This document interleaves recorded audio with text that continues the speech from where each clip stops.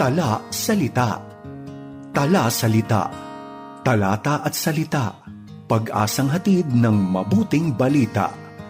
Tala, salita. Kailan pa man di ka nagbago, pag-ibig mo'y di naglaho, ni minsan di nilisan, lagi kang naroon sa akin. Isang mapagpalang araw sa iyo, kaagapay. Ako ang iyong kasama, Ronel Rubrica ng Kamuning Bible Christian Fellowship para sa programang Tala Salita, Talata at Salita, pagbubulay at pagninilay sa mga talata mula sa salita ng Diyos. Hatid ay kaliwanagan at gabay sa paglakad at pamumuhay. One word that is seldom heard in many churches today is repentance. Yet repentance is one of the most important themes in all of Scripture. It is the God-ordained response of the unbeliever who comes to Christ for salvation, and it is the continual response of every believer who desires to walk in fellowship with God. Unfortunately, repentance is often neglected in modern Christianity. Marami ang nag-aakala na ang panawagang ito ay para lamang sa mga hindi pa mananampalataya o sa mga Kristiyanong napalayo na sa Panginoon. Maaring isipin pa nga natin, ang mensaheng ito ay para sa iba, hindi para sa akin. Ngunit iyan mismo ang maaring inisip ng mga tao noong panahon ni Zechariah. Zechariah preached to God's covenant people. They were part of the remnant, about 50,000 Jews who had returned to Jerusalem after 70 years of exile in Babylon. They had begun rebuilding the temple, but because of fierce opposition from surrounding nations and discouragement from within, the work stopped for nearly 17 years. Makikita natin yan sa Ezra chapter 4 verses 1 through 4. During those years, life simply took over. Naging abala ang mga tao sa pagtatayo ng sarili nilang mga tahanan, sa pag-aaruga sa kanilang mga pamilya, sa paghahanap buhay, at sa pagharap sa mahihirap na kalagayan ng buhay. In the process, God's house and God's priorities were neglected. God then raised up the prophet Haggai, who confronted them with these words, "Is it a time for you yourselves to dwell in your paneled houses while this house lies in ruins?" Haggai chapter 1 verse 4. The people responded. They resumed rebuilding the temple. Then just 2 months later, God sent another prophet, Zechariah. Sa simula, maaari nating asahan na sisimulan ni Zechariah ang kanyang mensahe sa mga salitang nagbibigay ng lakas ng loob at pag-asa o encouragement. Total, ang mga taong ito ay pagod na. Kailangan nila ng pag-asa habang muli nilang itinatayo ang bahay ng Diyos sa gitna ng matinding pagsalungat, pag-uusig at oposisyon. But surprisingly, that is not where Zechariah begins. Instead, before giving words of comfort, God first calls His people to repentance. Why? Because lasting encouragement can never be built upon an unrepentant heart. Kung paanong walang gusaling mananatiling matatag kung walang matibay na pundasyon, gayon din ang buhay Kristiyano. Hindi nito mararanasan ang pagpapala ng Diyos kung walang tunay at taus-pusong pagsisisi ng kasalanan. Zechariah answers a foundational question. How can God's people experience God's blessing? His answer is simple. Returning to the Lord is the key to experiencing His blessing. The Hebrew word translated return also carries the idea of repentance, turning away from sin and turning back to God. Repentance is not merely the doorway into the Christian life. It is the pathway of the Christian life. As A.W. Pink wisely observed, the Christian who has stopped repenting has stopped growing. Because sin continually creeps into our hearts, believers must continually return to the Lord. Holiness is impossible without a lifestyle of repentance. Hebrews chapter 12 verse 14. Repentance is not optional. It is essential of every follower of Christ. With that in mind, Zechariah begins his message. First, an appeal to return in verses 2 and 3. The very first words of Zechariah's sermon are startling. The Lord was very angry with your fathers in verse 2. That seems like an unusual way to begin a message of hope. The Hebrew text intensifies this statement. Angry was the Lord with your fathers, with great anger. God is reminding His people why the exile happened. Their fathers repeatedly rejected His word, hardened their hearts, and refused to repent.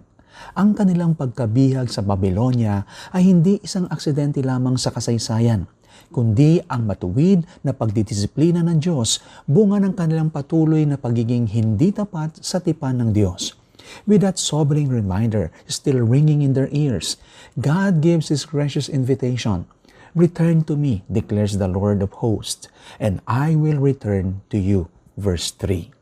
Notice that God does not merely say, return to religious duties, return to the temple, return to the law. Instead, He says, return to me. Repentance is fundamentally relational. God desires not merely outward obedience, but restored fellowship with Himself. But what exactly were they called to repent of? The prophet Haggai helps answer that question. Their greatest sin was not gross immorality or blatant idolatry. Their greatest sin was misplaced priorities. They had become consumed with their own comfort while neglecting God's kingdom. They had time to improve their own homes, but little time for God's house. They convinced themselves that life was simply too difficult to give God first place. Hindi ba't ito rin ang madalas nating struggle? Nalulunod tayo sa dami ng trabaho, mga responsibilidad sa pamilya, mga suliraning pinansyal, mga deadline, at mga pang-araw-araw na alalahanin. None of those things are sinful in themselves. Ngunit, unti-unti, halos hindi natin namamalayan, nagsisimulang manghina at mapabayaan ang ating spiritual na buhay. Ang pananalangin ay nagiging paminsan-minsan na lamang.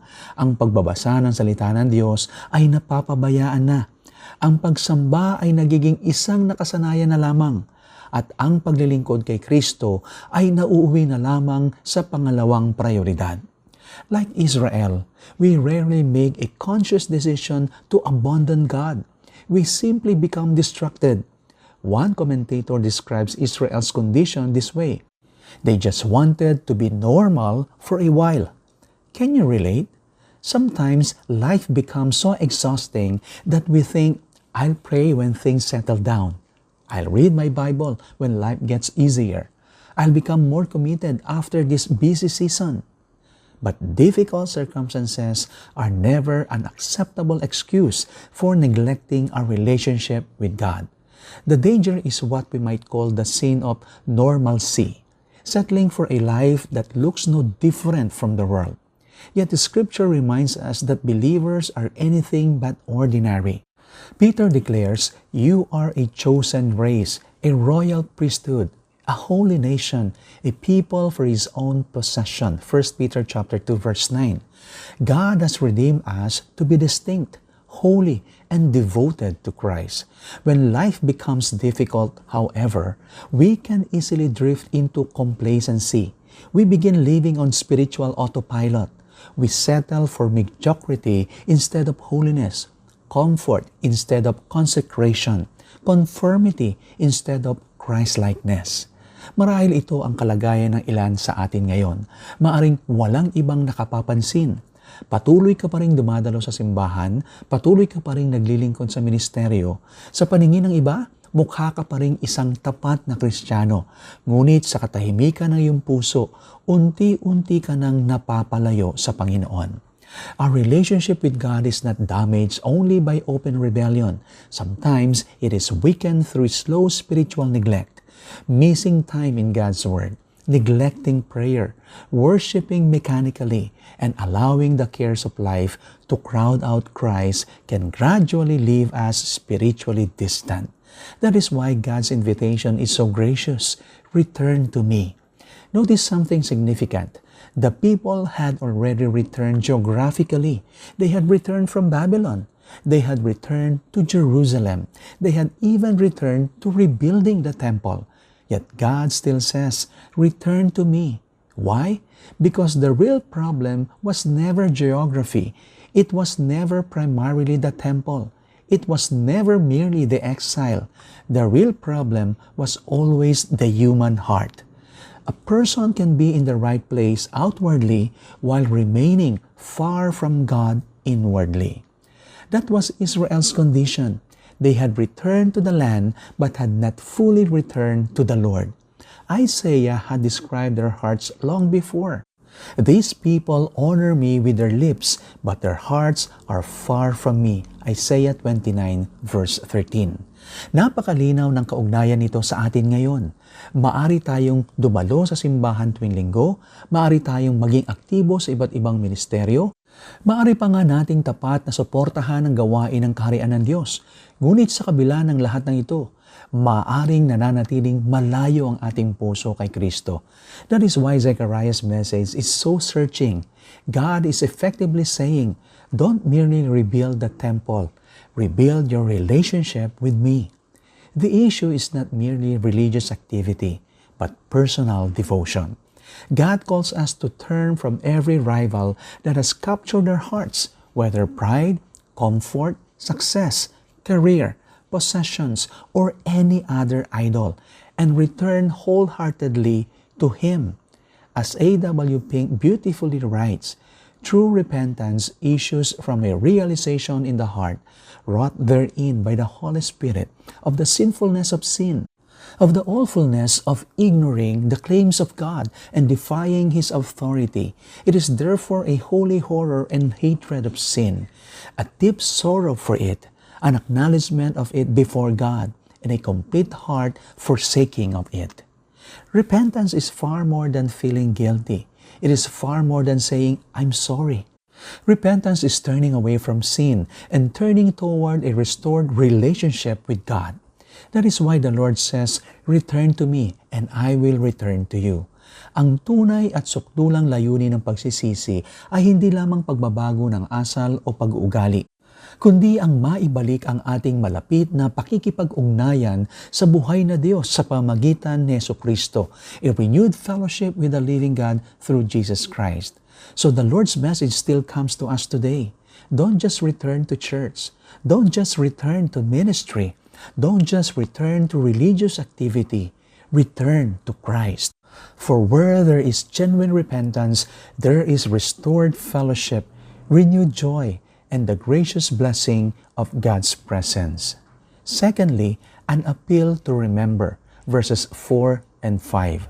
After calling His people to return, God now calls them to remember. Verse 4 says, do not be like your fathers, to whom the former prophets cried out, thus says the Lord of hosts, return from your evil ways and your evil deeds. But they did not hear or pay attention to me. Ipinaalala ng Diyos sa kanyang bayan ang malungkot na kasaysayan ng kanilang mga ninuno. Sa bawat salinlahi, tapat na nagsugo ang Diyos ng mga propeta upang sila'y bigyan ng babala. Sina Isaiah, Jeremiah, Ezekiel, Micah, at marami pang iba ay buong pagsusumamong nanawagan sa kanila na talikuran ang kanilang mga makasalanang pamumuhay at manumbalik sa Panginoon. Ngunit paulit-ulit silang tumangging makinig. Sadya nilang pinili ang kasalanan kaysa sa Diyos hanggang sa dumating sa kanila ang matuwid na paghatol ng Diyos. Then Zechariah asked two sobering questions. Your fathers, where are they? And the prophets, do they live forever? In verse 5. The answer is obvious. Their fathers had died, and even the prophets were gone. But one thing remained, the Word of God. People pass away. Generations come and go. Even God's servants are temporary, but God's word endures forever. His warnings never fail, and His promises never change. That is Zechariah's point. Learn from the failures of the previous generation. Do not repeat their mistakes. One of the greatest dangers in the Christian life is spiritual procrastination. I'll repent later. I'll deal with this sin when life becomes less busy. I'll get serious with God someday. But Scripture reminds us that spiritual opportunities do not last forever. We are never promised tomorrow. If the Holy Spirit is convicting your heart today, today is the day to respond. Marahil ang ilan sa atin ay unti-unti nang napapalayo kay Kristo. Maaring walang ibang nakapapansin. Patuloy pa rin tayong dumadalo sa simbahan, naglilingkod sa ministeryo, at pinanatili ang panlabas na anyo ng katapatan sa pananampalataya. Ngunit sa kaibuturan ng ating puso, unti-unti nang lumalamig ang ating pag-ibig kay Kristo. God's gracious invitation remains the same. Return to me, and I will return to you. That is the message Zechariah wanted Israel to remember, and it is God's message for us today. Don't delay. Make the U-turn now and come back to the Lord. Ang pangatlo, an appeal to recognize. Makikita natin yan sa verse 6. Finally, Zechariah calls God's people to recognize an unchanging reality. God always keeps His word. Verse 6 says, "But my words and my statutes, did they not overtake your fathers?" The word overtake is vivid. It pictures someone being relentlessly pursued until there is no escape. God's word pursued Israel until every warning became reality. They ignored the prophets for years, but eventually, God's judgment caught up with them exactly as He had promised. The lesson is simple. God always wins. No one can successfully outrun God's truth. No one escapes His righteous judgment forever. As number 32:23 reminds us, be sure your sin will find you out. Yet this truth is not only a warning, it is also a wonderful encouragement. If God's warnings are certain, then His promises of mercy are equally certain. The same God who fulfilled His promise of judgment also fulfills His promise of forgiveness. He stands ready to receive every sinner who genuinely repents. That is the heart of biblical repentance. Repentance is more than feeling guilty. It is more than saying, "I'm sorry." True repentance involves the whole person. Mentally, we acknowledge our sin before a holy God. Emotionally, we grieve over having offended Him. Volitionally, we turn away from sin and willingly return to God. Repentance is both a turning from sin and a turning to Christ. Sa huli ay nagsisi rin ang Israel. Ngunit nangyari lamang iyon matapos mawasak ang Jerusalem at makaranas sila ng 70 taong pagkakatapon. Kay laking kabayaran ng katigasan ng puso. Malinaw ang babala ni Zechariah. Huwag ninyong hintayin na ang pagdidisiplina ng Diyos ang siyang magtulak sa inyo upang magsisi. Huwag kayong maging katulad ng inyong mga ninuno. Matuto kayo sa kanilang halimbawa. Manumbalik kayo sa Panginoon habang bukas pa ang kanyang paanyaya. Return while God's invitation still stands. The people in Zechariah's day thought their greatest task was rebuilding the temple. But God reminded them that He desired something even greater than a restored building. He wanted restored hearts. In effect, God was saying, don't just rebuild the temple, rebuild your relationship with me. Ang mensaheng ito ay nananatiling napapanahon para sa atin ngayon. Maaari tayong maging tapat sa pagdalo sa simbahan, masigasig sa paglilingkod sa ministeryo, sumuporta sa mga proyekto ng iglesia at aktibong makibahagi sa bawat programa. Ngunit, maaari pa ring malayo ang ating puso sa Diyos. Ang pangunahing hinahanap ng Panginoon ay hindi lamang panlabas na gawaing pangrelihiyon, kundi isang pusong lubos na nakatalaga at tapat sa Kanya. The Lord is not primarily looking for religious activity. He is looking for wholehearted devotion. The name Zechariah means the Lord remembers. God remembers His covenant. He remembers His promises. He remembers His people. He longs to bless them, but His blessings are experienced by those who humble themselves in repentance and faith. Friend, if we desire God's presence, God's power, and God's blessing, we must continually return to Him. Ongoing repentance is not the doorway into the Christian life alone. It is the pathway of the Christian life. Every revival in Scripture begins when God's people humble themselves, confess their sins, and seek the Lord. So God's invitation still comes to us today. Return to me, and I will return to you. Will we ignore His voice like Israel's fathers? Or will we respond today with humble, joyful obedience? Tutugon ba tayo ngayon ng may mapagpakumbaba at kusang loob na pagsunod sa Kanya? May we confess our sins, renew our love for Christ, and wholeheartedly return to Him. For where there is genuine repentance, there is restored fellowship, renewed joy, and the rich blessing of God's gracious presence. Maraming salamat po sa inyong pagsama sa akin sa araw na ito.